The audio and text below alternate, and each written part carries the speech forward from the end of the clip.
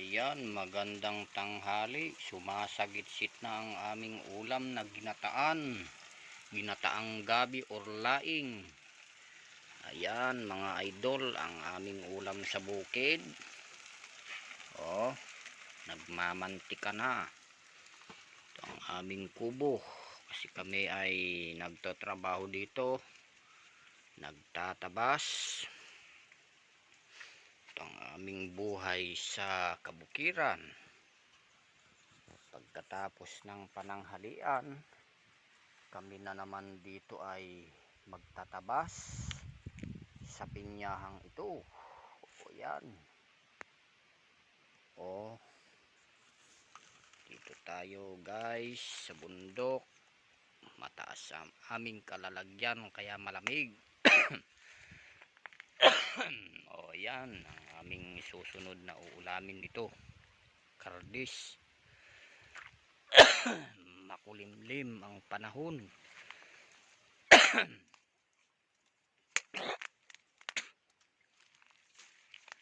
Ito nga pala mga guys, yung pinyahan naming linilinis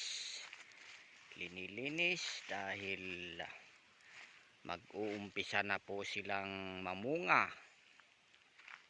Yan, hanggang doon yan, papunta ron, pakanan na yan. Marami pa kaming lilinisin dyan mga guys. Oh, yun pala yung landslide noon nung bumagyo.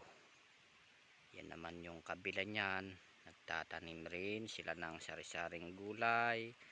At may pinyahan din, ayun yung nakahilera na yun mga idol guys. Ayun naman yung bundok, natabunan na ng ulap, yun yung pinakamataas, yung dinadayo ng mga turista. Papuntang Pakugaw naman yun, yung bundok na yun. Yun, yung medyo may liwaliwanag dun. Yan ang maluluwang na kainyugan dito sa kabukiran. Ayan. Ayun pa, dun pa sa baba na yon guys. Pinyahan pa rin yon. Oh. Ito na, may namumunga na dito mga guys. Yan o, kaya aming nililinis na ito eh. Yun, may tao sa baba, paakyat. Makikisindi siguro. Guys, pakipalo ang aking YouTube channel sa Ilungot TV. Pa-subscribe para inyong masubaybayan ang aking buhay dito sa kagubatan, kabukiran, dahil dito ako naglalagi sa kagubatan. Minsan dito lang sa bukid para magtrabaho. Yan, maraming salamat po mga guys.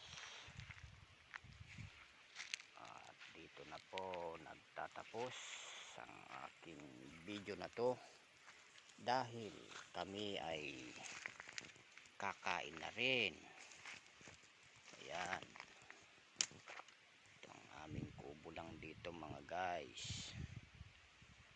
Maraming salamat sa inyong pagtangkilik. Muli, magandang araw.